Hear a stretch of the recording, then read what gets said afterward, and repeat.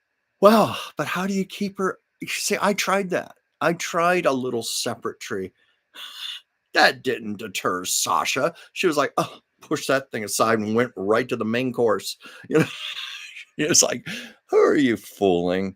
You think that piddly little thing is going to substitute for that nice big 7-foot tree? And I have to remember she's just being a cat. She doesn't see a Christmas tree. She sees a tree. She's like, oh, goody, there's a tree in your living room. Oh, and look at all these little shiny dangly things for me to swat and play with. That's her perspective. Let's see. Let me see. Where's some other things? Oh yeah, Kate. Yes, Radko is the master of ornaments. Kate, he is a really sweet guy. I had so much fun chatting with him. So much fun. And might as well give him a plug here while we're at it. He has a new company now called the Ornament King, and that's what he's known as now, the Ornament King. And you can look it up online. See, he sold the original Christopher Radko company about 20 years ago. Sold the name, the company. So it's confusing. You look up Christopher Radko and you see the ornaments, but you want the real Christopher Radko, go to Ornament King. Go to the Ornament King. Not that the other Christopher Radko isn't real, because those are also made, the Polish glass technique and everything. It's the same thing. When I say real, I'm being maybe a little, fanciful, but to me it's real because it's really Christopher Radko designing the ornaments. It's his personal touch, his hand. He's supervising over these just like the old days. So yeah, look him up on the Ornament King. He's just brilliant. Let's see, where's some other comments here. Maybe we should try a Christmas pagoda for Lady Sasha since she's a Siamese. She wouldn't leave that alone either.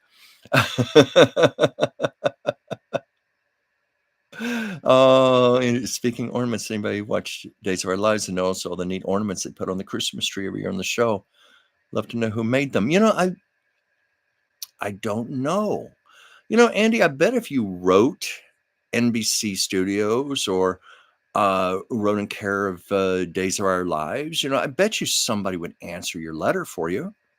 If you just asked who does the Christmas trees and the ornaments, maybe they could answer that. I wish I had an answer for you there. But, I know Days of Our Lives is done here in Los Angeles. It's done here in Burbank. NBC, I don't have the address for you, but it's NBC Studios Burbank. And you could just put it care of Days of Our Lives. I don't know. Maybe if you watch the credits of the show and saw who maybe the set decorator is or something, you could address it to them. But I have a feeling they would answer your letter for you. They can tell you that. Yeah. Yeah.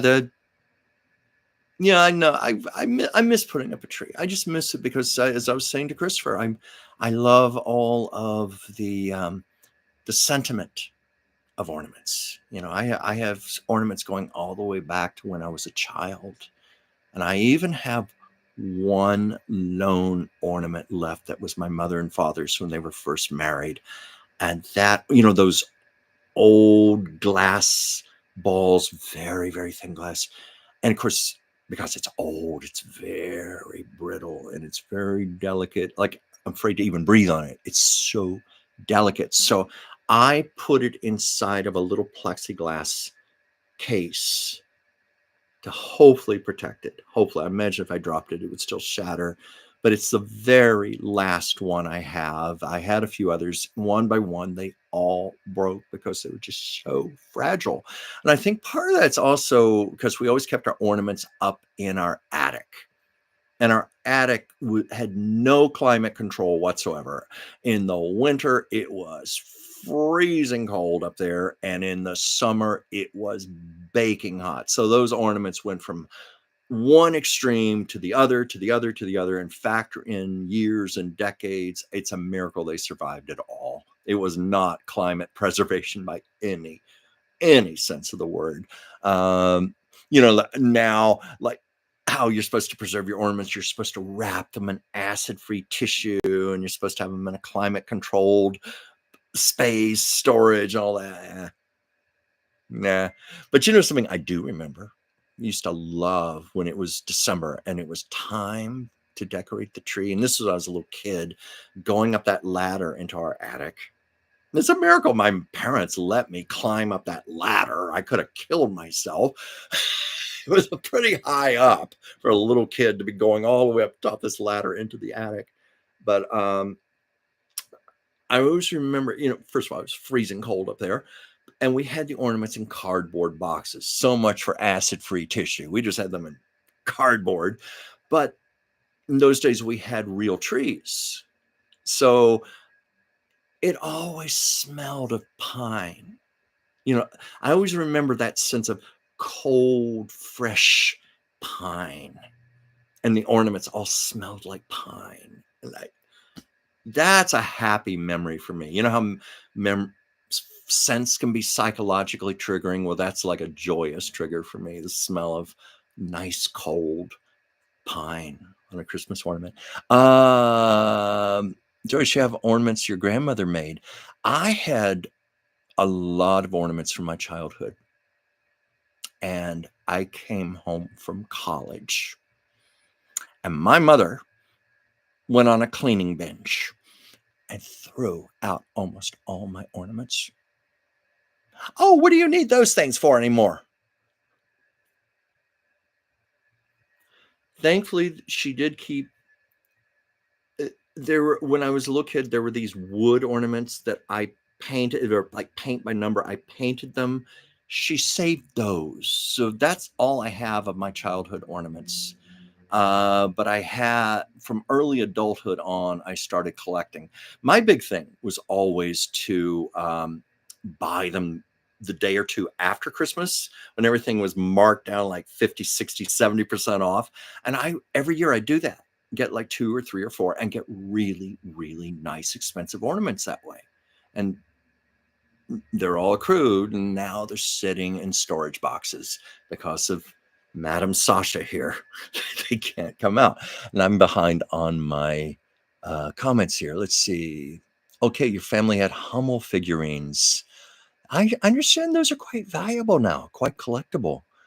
Oh, what was this? Andy, Chuck, I have a question. Have you heard of the names of Chris Dermick, Andy Pagana, or Brad? No, I'm so sorry, Andy. I don't know any of those names. I'm sorry. Let's see. And Joyce, you said you have handmade ornaments from your grandmother. I'm sure those are precious to you right now. And Joyce, I hope your children are interested in them, so one day you can pass them on. So many times I hear stories of, oh, my kids don't want this stuff. Doesn't mean anything. And many times there'll be like china and silver and things like that, and the kids just aren't interested in it. So I hope your kids want them. Was Andy, I wonder who besides Goldie, Lily, and Ruth is still alive from the show. I'd have to think about that. I would have to think, because those are the names that come to mind. Oh, Joanne Worley, Goldie Hawn, Lily Tomlin, Ruth Buzzy still alive. Joanne Worley is still very much alive, and I've met her a few times. And I tell you, that woman still looks like she looked on Laugh-In. Still great, big, outrageous, funny personality. And I used to know Alan Seuss. Do you remember when Alan Seuss used to be on Laugh-In? He since, of course, has passed on.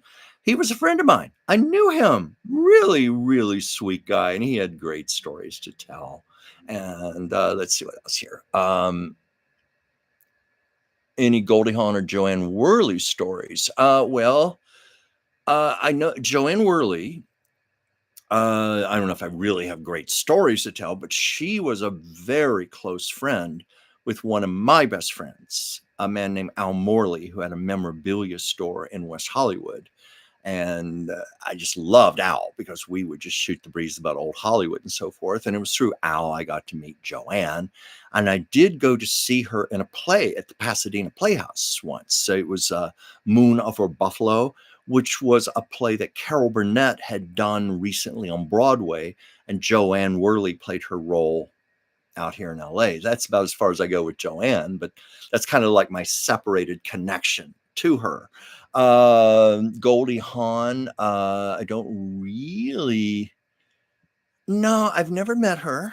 Um, Met her daughter Kate once briefly. That's about as far as it goes. I wish I had a good Goldie Hawn story for you. I'm so very sorry. Um, Other than I was just talking the other day when she did Cactus Flower.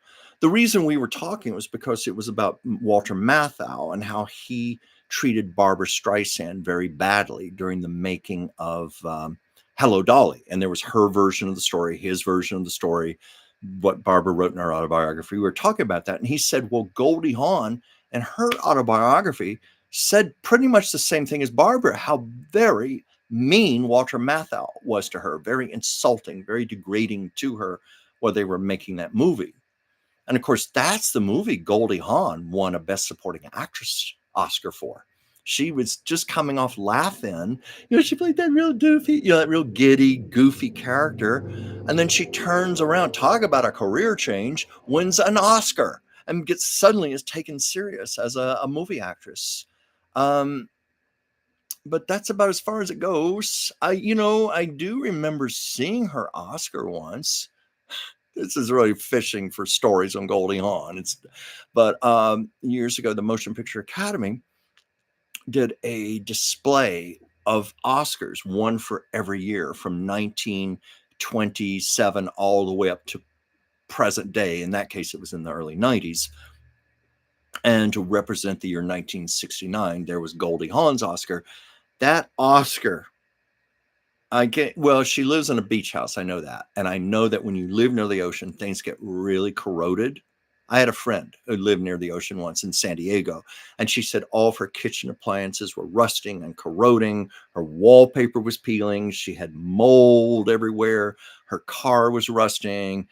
In short, she said living by the ocean is not what it's cut out to be. Well, anyway, Goldie Hawn's Oscar was so corroded. There was no gold on it anymore. That thing was just base metal. It was rusted, it was corroded, and it had a great big crack running right down the middle of it. That's what I remember about that. And that's as close as I have to a Goldie Hawn story that might be of interest to you. I'm sorry I don't have better. Let's see, what are some comments here? I've got to scroll back here. This keeps moving on me. Let's see, let me go forward here. Losing track here. Sorry, I scroll down and then it pops back up again. What's that about? So forgive me if I'm missing your comments or questions. I promise I'm not deliberately trying to slight anybody here. Let's see here. Oh yeah. Oh good. Andy's asking about Joyce's channel. What's it going to be about and when's it's going to start? Joyce, I have to go forward in the comments here to see if you mentioned anything, but please feel free. Please feel free to talk about it. I want to do anything I can to help you and promote you. Anything. Just call on me. Let me know. Let's see. Oh, yes, of course, Mystic Soul Insights. That is a great name. Oh, Ward, Chuck, I recall Mr. Sue's doing Peter Pan peanut butter commercial. I think I kind of remember that. Yes, and as I recall, Alan played him a little on the Fey side, very good Peter Pan.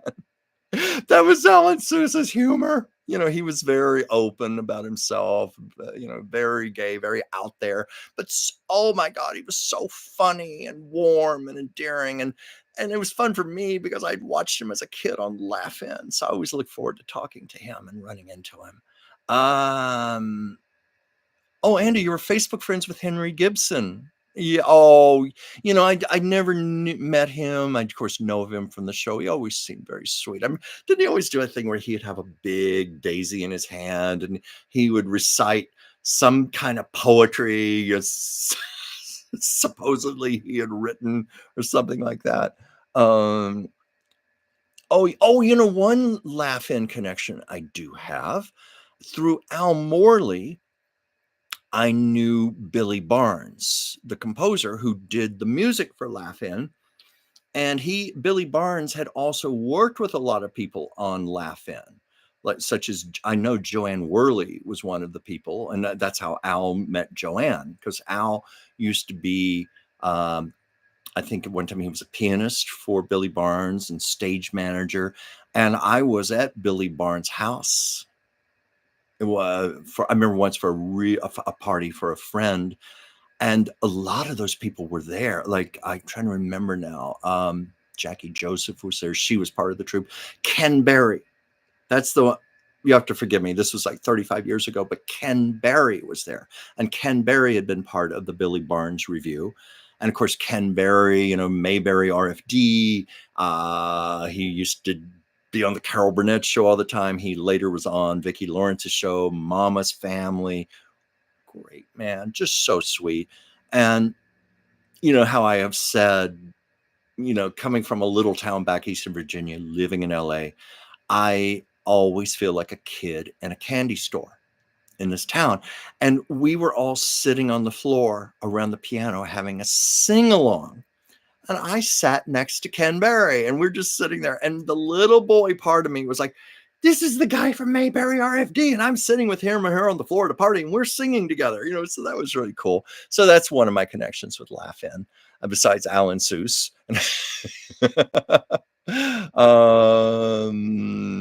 Yes, and Henry Gibson did have some unusual poems on that show, as I recall. I know Laugh In is available, like, social media, YouTube. Somewhere I have a DVD set that was gifted to me one Christmas, but I haven't watched the show for a while. So maybe I should dig into it again. Let's see, what else do we have here? Oh, yes, Joyce has done. Yes, she was saying it's been a year since she's added anything, but she did do readings for me. In fact, Joyce, I so need to give you a call to get a little booster, a refresher. Everything's going on. Plus, and I mean that to catch up with you personally too, not just astrology and everything. But she did. I think 2 or 3 charts for me. And then she, and Joyce also does relationship charts. And, relationships doesn't have to be romantic. It could be siblings. It could be, in this case, best friends, Anastasia and myself. We were always curious because we had so much in common, such a bond. And we always thought, wouldn't it be great to see what our joint charts would be? And Joyce, at the time, you were needing guests for your show. So we were like, we'll be on. And you had already had Anastasia on separately. You had me on separately. But she and I sat here on this very couch and did your show live while you were doing our chart together. And it was just incredible. I don't know if you remember this, Joyce, but it was like we had so many of the stars and planets all huddled together in the exact same place on the chart. And it pretty much confirmed everything, like what she feels, I feel, and vice versa. What one goes through, the other goes through. Woo! And it's almost like 12-hour cycles. I think you used the word ascendant, descendant for us. Forgive me for getting my terminology wrong if I'm not saying it right. You can correct me here, please. Oh, yes, John Wayne was on the show, Andy. In fact, they did something really ridiculous. And he was a sport. John Wayne, Mr. Macho Cowboy John Wayne. They put him in a giant pink bunny suit. John Wayne in a pink bunny suit. And he went along with it. It was hysterical. It was so absurd. It's something, Andy, you were saying you never understood astrology. Watch Joyce's show. Because, Joyce, I think I'm correct in saying this. One of the things you do is explain astrology. You make it accessible. You help people to understand it. Andy, I promise you, it's very legitimate and it's fascinating. It's fascinating. You'll love all the more reason for Joyce's show there. And oh, yes, and Ward, I mentioned that about Jackie Joseph being there. Ken Berry and Jackie Joseph were at the party, though they were divorced. They had been divorced for many years, but I got to see them. They were clearly very good friends. I love that when people can find enough common ground to still keep a friendship with each other. And I saw that for myself at the party. They got along very well. Let's see here. Yeah, Randy, I know what you mean about Facebook friends passing away. We've all gone through that. All gone through that. And um, what can I say? Um, Joyce, one never does stop being a student. That is, I absolutely agree with that. Andy, I only know Ken Berry from tap dancing and F Troop. Yeah, that's right. I forgot about F Troop. Of course, F Troop. Yeah, well, he did F Troop. And then after the Andy Griffith show ended, it was actually Andy Griffith who wanted to leave the show. They want all the rest of the cast wanted to keep the show going, which they did, but they couldn't call it the Andy Griffith Show anymore. So they changed the title to Mayberry RFD. And in the last season of the Andy Griffith Show, they brought in Ken Barry, and his character had a little boy like Andy had Opie. So they gradually integrated his character into the show and slowly phased out Andy Griffith. So when the next season came around, they picked up with Mayberry RFD, and now it was Ken Berry starring in the show. But it was pretty much the same plot, about the man with his little boy. And Frances Bavier still played Aunt B, only Aunt B was now living with Ken, working for Ken Berry's character, and living in the house and taking care of them, just like she took care of Andy and Opie, and all the other characters were there. Let's see what else is here. Let's see. Kate, the creator of Laugh-In, did a special with all Black comics and musicians. It's on YouTube. I wonder what that was called. That would be interesting. And I bet you anything Billy Barnes had part of that. Billy was a very inventive man. I was so privileged to know him. Andy, didn't Sheldon Leonard play an Indian on that show? Do you mean Laugh-In? Oh, no. You're probably talking about F Troop. I think he did. I think they did. Sheldon Leonard, he basically played the same character, that, kind of that tough guy, New York guy, and also, with the cigar in his hand and all that. In fact, he was in It's a Wonderful Life. Look, I'm giving out wings. Remember, he was pushing the cash register, making it ring while poor George Bailey had just been hit in the jaw.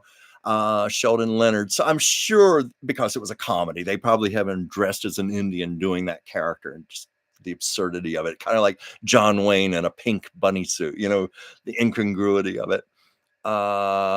Joyce, a chart reading for Lucy. That's right. We talked about that. Now, I can't remember. I thought you had done something for Lucy, but you'd have to refresh my memory. I think we were discussing doing it about when Lucy came to Hollywood in 1933, and you were going to look into the time and the place and the circumstances in Lucy's life, what it showed in her chart, because that was this one week where all of these events came together to bring her out to Hollywood, and where her career just took off and she became a star. It was a very fortuitous time. And I remember we were saying, wouldn't it be fascinating to see what the astrology said for that time? But Joyce, we'll get together. We'll talk. We'll plan this. Don't you worry. And like I said earlier, I am here for you. I'm here for you 100% in any way I can help. Oh, Andy, Chuck, I had a lot of great friends who died. You knew Abe Vigoda. Oh, what a character he was. Francine York, Larry Storch, Richard Keel, Chuck McCann. I met Chuck McCann once. Oh, my goodness. Oh, and some great people there. Oh, Larry Storch, I know he lived to his late 90s. I don't know if he made it to 99, but it might have been like 97, 98, 99, but made a long, long way. And I know that he was still answering fan mail for people and still making a few appearances at autograph shows and things. Specialist called Soul, Lou Rawls hosted. I will look for that on YouTube. I'm not familiar with it, but I bet you it was Billy Barnes. I wouldn't be surprised. Yeah, Andy Sheldon Leonard played so many gangsters. That's what I mean about him being typecast. It was always variations on that same character. In fact, one of my favorite things Sheldon Leonard ever did, I love Burns and Allen, George Burns and Gracie Allen. He was on the TV show once. And guess what? He was playing a gangster. He was, the stereotypical gangster, with the fedora hat and the pinstripe suit and, the machine gun and the violin case, all that. And anyway, the circumstances, I don't remember. He was mad about something George had said about him in the press, and he was there to basically do off George and Gracie. And Gracie being so oblivious, she's there in the kitchen with her apron on. She's just sifting flour and making a cake. And he's there, got the gun right to her head. And she's oblivious. And she keeps pushing him away. And, oh, you're in my way. And she spills flour on him and stuff. And the guy is like, what's going on here? And one of my favorite lines on that show, he looks up to the camera, breaks the fourth wall, and said, "I came here to blow this dame's brains out, and somebody beat me to it." And it was just so funny because Gracie was so oblivious to the whole thing. Let's see, where's some other comments here? Thanks, Miss K. Andy, even for your son's sign, I need a date. Yeah. Oh yeah, she needs. I know this. She needs a date, and she needs a place and time of birth. And let me tell you, get that to Joyce, and she will do miracles with it. Uh, she really will. Oh yes, Joyce, you did do Lucy's chart and made notes. Great. Maybe I can help you with some more circumstances, and we can expand upon it. Joyce, a relationship chart with Lucy and Desi. Whoa. Now that could be fascinating. We'll talk. That's right. I knew that, Kate, about Abe Vigoda. He was always having to come out and say, "I'm not dead." There were all these reports that he had died, and you have to come out and prove that he was still alive. I remember that. And that's right. Ward said Mr. Schwartz died on his 99th and a half birthday, and had just had a party hours before. My goodness. It's like Betty White, 2 weeks shy of her 100th birthday. 2 weeks shy. And Dick Van Dyke, this December is his 100th birthday. I hope he makes it. I'm sure we all feel that way. I met Dick Van Dyke once. I met him when he was about 85 or 86, and just incredible man, incredible memory and presence, joyous. In fact, I got to do it alongside Rosemarie and Larry Matthews, who played Richie on the show. And let's see, where's some other comments here. Let's see. Chuck McCann played the skipper to Bob Denver's character in Far Out Space Nuts. Yeah, he would have been good for that. Yeah. I saw him in a small play many years ago. I think back in the 90s. I think it was in Studio City. He was in that. That's where I talked to him. And of course, that distinctive voice of his. Oh, Ward, that's right. Yes, Gracie used the gun for a nutcracker. Yeah, thank you for reminding me that. I'm talking about how she was just oblivious. This gangster's there to kill her, and she's just being Gracie, Oh yes, Andy, and that great line about Jack Benny, that became his most famous line ever. And it was masterful because Jack Benny was one of the most masterful comedians of subtlety. I was trying to find the right words for it. He had the most unbelievable subtlety, and it was subtlety that would not have been possible had he not played that persona for so many years. He played that cheapskate, claiming he was 39 years old and all that. He played that literally for decades. So it was already built in, what the audience knew about him. So because of that, he could make a joke like that work. And it was on the radio, where he's in case there's anybody who doesn't know of it, it's where he's being held up at gunpoint, and the gangster's going, and I think it was the wonderful Mel Blanc doing it. He did all the voices on there. Hey, bud, your money or your life? And there's this long, long pause. I mean, a pause that goes on forever, and the audience is screaming, laughing, and it's building and building and building and building till finally Jack goes, I'm thinking it over. Now, how many people could pull off something like that? To carry it out that long, that much silence. That's bravery. That's bravery. That is a pro. That is a comic genius to pull off timing like that. But it was so funny. I'm thinking it over. Oh, I remember another time. This was on his TV show, and it was similar in how he used subtlety and long, long stretches for effect. And it was all silent. It was in a grocery store. Jack is pushing his grocery cart, and there's a sign, these samples out, like Trader Joe's and all the little samples out. And there's this big sign that says free, free. Now, keep in mind, Jack Benny's cheapskate persona and everything. And it's Jack just in the audience. And he just holds that out forever. And the audience is laughing and laughing and laughing. I'd have to watch that show again to see how long he carried that long gap of silence with just that look on his face, free. And then he milks it. He started to take one of the samples, and then he took another and another and another and another. And then he starts to go away from it with his grocery cart. And then he turns back. He takes the free sign and puts that in the grocery cart and walks off. It was along those lines. What was it, Joyce? I just looked at my data, and I think maybe Lucy's published chart is incorrect. It has Jamestown as her birthplace. No, that's correct. She was born in Jamestown. I promise you that. Her childhood home was in Celeron, but she was definitely born in Jamestown. In fact, I could even get you the address of the house. If you needed, I don't know how precise you need to be, I could get you the pinpoint address of that house. It's still standing, or at least it was up until a few years ago. Definitely Jamestown. Let's see. Oh yeah, Mr. Storch's appearance on Sonny and Cher playing Julius Caesar. Oh yeah, I love Sonny and Cher.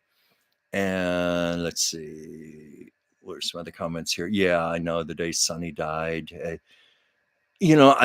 What I remember about that was Sonny always seemed kind of a minor television character, but there was such an outpouring of love for him when he died. I mean, national outpouring of love. I had no idea. I don't think anybody had an idea how beloved Sonny actually was. I think it even took Cher by surprise, took the family by surprise.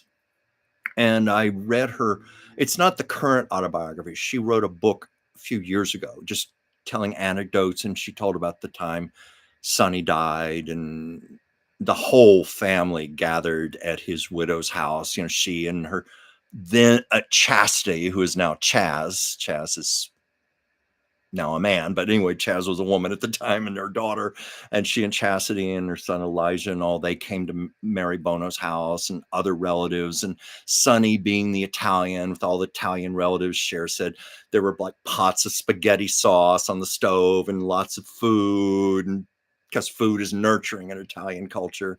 And she had to deliver the eulogy. Mary Bono asked her, would you do the eulogy? And Cher was like horrified, like kind of like me when Whimsy asked me to go on live with her. I can't do that. So Cher was so nervous. And she said she just stayed in her room for like 2 days doing nothing but writing the eulogy. And you want to see something that will make you cry. I'm pretty sure it's still on YouTube. That eulogy will blow you away. It's so heartfelt and it's so tearful.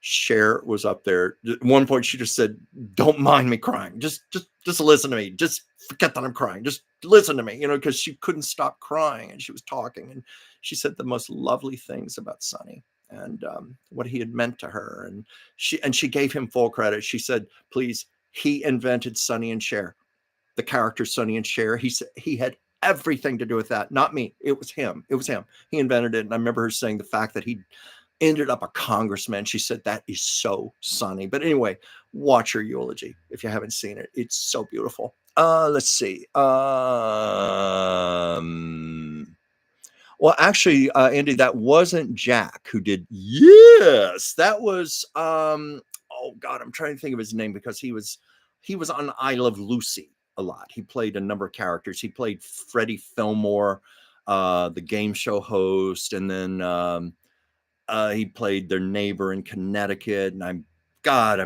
having a brain fart here. I'm blanking on his name, but anyway, he's the one who did. Yes, that wasn't Jack Benny.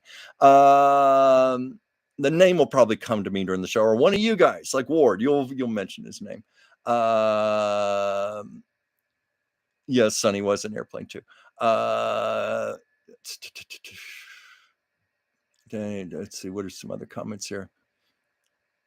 Yeah, Ward, I don't think Cher said that. Cher said that she didn't realize how much she was going to be stricken with grief when Sonny died. It took her by surprise too. And well, it was similar to Lucy. There's a story. Well, she and Desi were very, very close to the very end. They're much closer, really, than Sonny and Cher. But there's the story that Lucy was one of the celebrity panelists on Password, the game show Password, and Betty White was her partner. And it was during the commercial break. Lucy was starting to break down a little because Desi had died the day before, and Lucy was saying, "God damn it, I didn't think it was going to affect me as much as it is," and she was telling that to Betty. Let's see, where's some other comments here. Frank Nelson, thank you very much. I don't know why I couldn't think of that name, Frank Nelson. And I remember very, very late in his career, he did a McDonald's commercial where he was still doing his yes. It was so famous. It was his trademark, like Lucy's red hair, or Jack Benny and his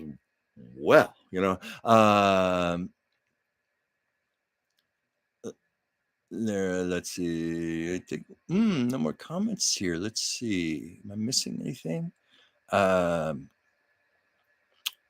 yeah, and another thing, I don't know if it's on YouTube or not, but it was a few months after Sonny died, Cher hosted a special, an hour-long special. I think it was on CBS as a tribute to Sonny and his life, and it was very heartfelt, very classy on Cher's part, the way she did it. I saw Cher at the Hollywood Bowl in 2005 for what was allegedly her farewell concert. Allegedly, because as we know, it was not her farewell concert, but that's how it was promoted. And that's why I spent a lot of money on tickets to see Cher's farewell concert. And she said the reason she was doing her last concert at the Hollywood Bowl near 2005, she said it was the year 1965 she and Sonny had debuted on that very stage. So I thought it was great that she incorporated that in as a little bit of a tribute to him. Let's see. I've been on here about an hour and a half, so I got to get off soon. But are there any other questions or comments? I had a whole notebook of topics here, but it looks like I'm going to save this for another show. That's a good thing. I always have a backlog just in case I ever get stuck, but so far it doesn't happen. But did anybody else have a final question or comment before I sign off here? Let's see. I saw something about Jack Benny, Mel Blanc. Well, we could talk about Jack Benny, but I'd be on here another 20, 25 minutes. Maybe we could do it next week. I don't. I could probably tell some stuff, but truthfully, I do need to wind this down now. I've been on an hour and a half, and I've got some dinner plans. That's why I'd be happy to talk about it, but it's not something I can do in just a minute or two.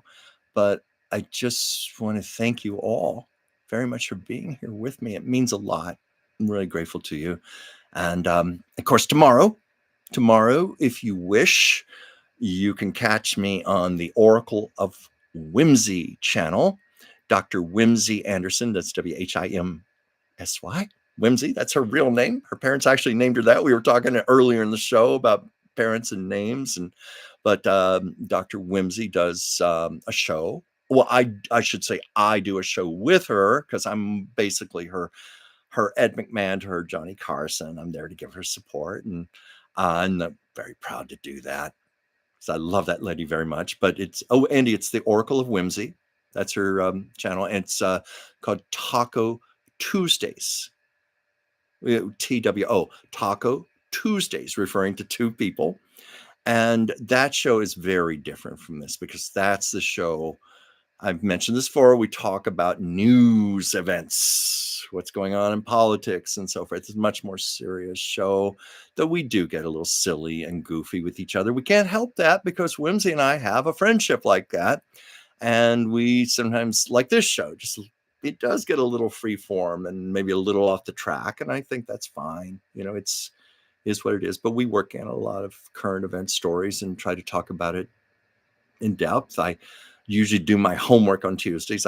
That's my one day of the week where I have to really get into the news, read my New York Times and watch CNN and so forth, and make notes and try my best to not look like a deer in headlights, not knowing what I'm talking about.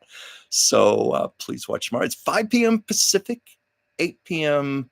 Eastern, just like this show, but Tuesdays tomorrow. So you're welcome to join, and thank you, everybody. And I will be here next week, and Sasha will be here too. I'm not going to wake her up, but she's here just out of camera range. And let's see here. We will. No, Andy, type in the Oracle of Whimsy. Oracle of Whimsy. And that's where her show is. Dr. Whimsy Anderson. The Oracle of Whimsy. Anyway, thank you. No E on there. WHIMSY. Whimsy Anderson. Dr. Whimsy Anderson. But it's the Oracle of Whimsy. So anyway, thank you all. And Danny and Andy and Joyce and Ward, everybody. Trying to see who's still with me here.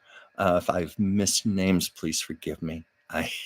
Sometimes it's hard to keep up with everything on this little scroll here. But anyway, I will be here next week, same place, same time. And I thank you very, very much.